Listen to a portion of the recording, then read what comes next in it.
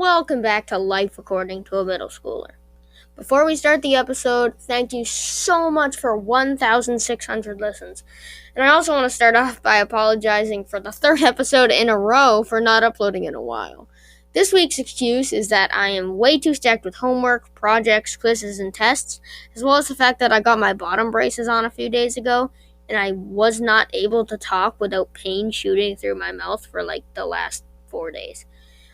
Anyway, that's all for my spiel. Please be sure to follow our Instagram, check out the YouTube channel where I recently posted a studio tour, check out the website, and let's get into the episode.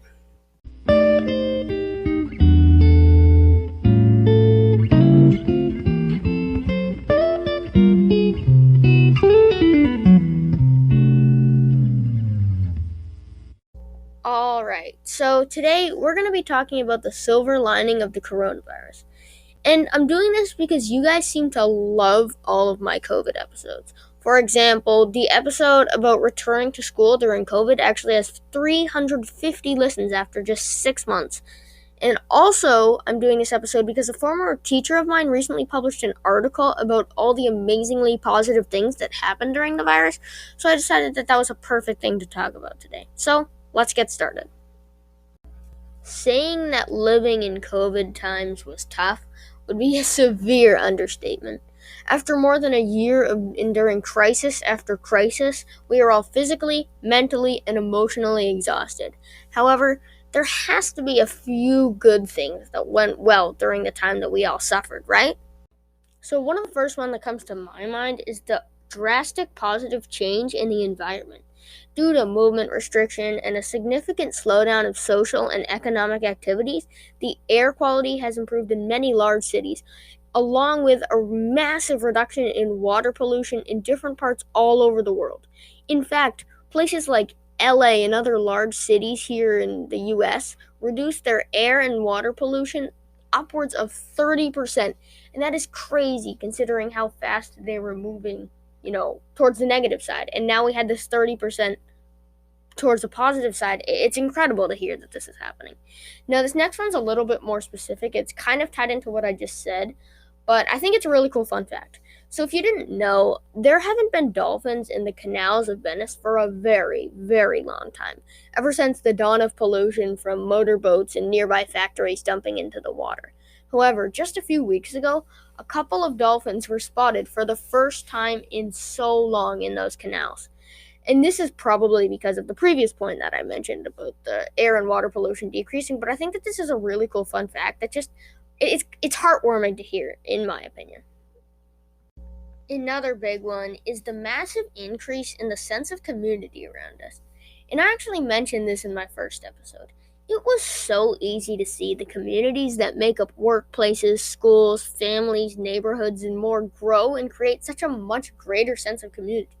From people lending a helping hand when somebody's family member got sick, to videos of people singing with each other from across the street in New York apartments, to people mowing the lawns of elderly people who couldn't hire anybody to do it and they couldn't do it themselves. There's so many really strong examples of this much greater sense of community. And I think this is really cool, and there's research to back it up. Research suggests that individuals who feel a sense of security, belonging, and trust in their community have drastically better health. So when we saw this increase in the sense of community, this is actually really positive towards people's health as well. So I think that that's definitely a majorly positive impact to highlight that came from something that has an originally much more negative feel to it, and that is COVID. And now, one of the biggest ones that I can think of, it's kind of hard to explain and prove because I'm not an expert in people's positive reactions to a pandemic. But the best way to explain this is that people were more motivated to do things. I know hundreds of people and have seen the stories of so many people who had more time on their hands to do things like build furniture in their garage or actually use their workout room in their basement that they put together a few years ago.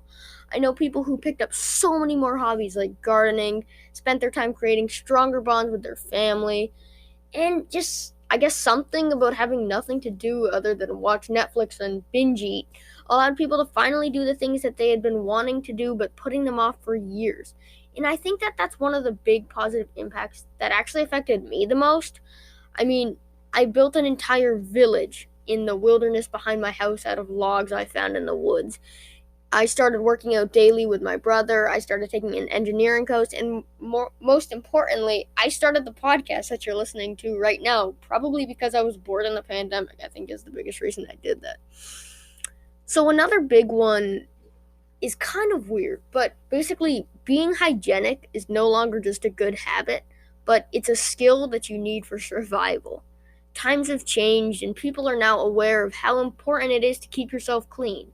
And as social animals, the very engineering of our human body is the ability to connect with fellow beings. And that's not going to change, and it's something that we cannot change. But these recent times have made us all aware of how we do that more hygienically, from shaking hands to namaste. We all have had a lifestyle change for the good. We're going to remember to cover our mouths when we cough, to sanitize our hands after touching anything else, because we know what can happen if we don't. And I think that this is huge, right? Originally, people were always, I know my parents, I know people at school, they were like, make sure you wash your hands, blah, blah, blah, blah, blah. And a lot of people just kind of disregarded it, I would say. But now we're realizing how important it is, because if we weren't washing our hands, COVID probably would have been a lot worse. I mean, it was bad, but it could have been worse. So now we can move on to one that is extremely obvious. Anybody that's my age or any parent knows about this one. The impact that COVID had from an educational standpoint. However, I cannot talk about the bad things that happened, even though there were a lot of them. We want to stay on the silver lining, right? So, first of all, when education went digitally because of the virus, a lot of good things actually did happen. For example, parents could now be aware of what their children were learning about in school, and students were given the opportunity to get more sleep because they didn't have to worry about the commute to in-person classes. Another thing that a study proved was that, quote, online learning was shown to increase retention of information and take less time, end quote. And we saw that exchange students who were originally trapped in their home country after spring break could stay there with their families and continue their education virtually, all because of this transition from an in-person school to a virtual school. And at first, a lot of people saw this transition as really bad, right? And it was because of COVID. COVID's bad. Transitioning from in-person to online's bad. But, we have these silver linings, and I think they're really good to highlight. And another one that's also related to the education, and this is one that I actually didn't know about before reading an article about the topic, was that not only did education become more easily digitized, but it actually became more affordable in a lot of places.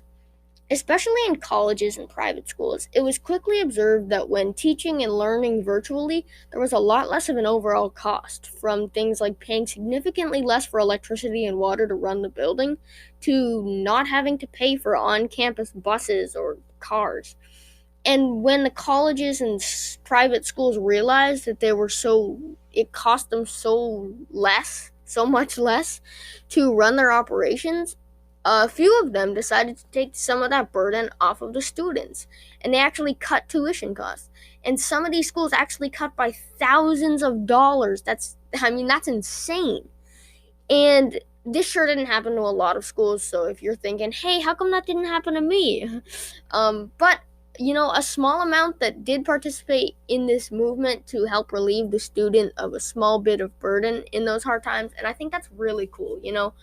These colleges and private schools that would usually cost students a fortune, they're able to, make them just a little bit happier, make their day and year a little bit better during this massive crisis. So this next one I actually thought of because my mom is a doctor, and this is really closely related to her field of work.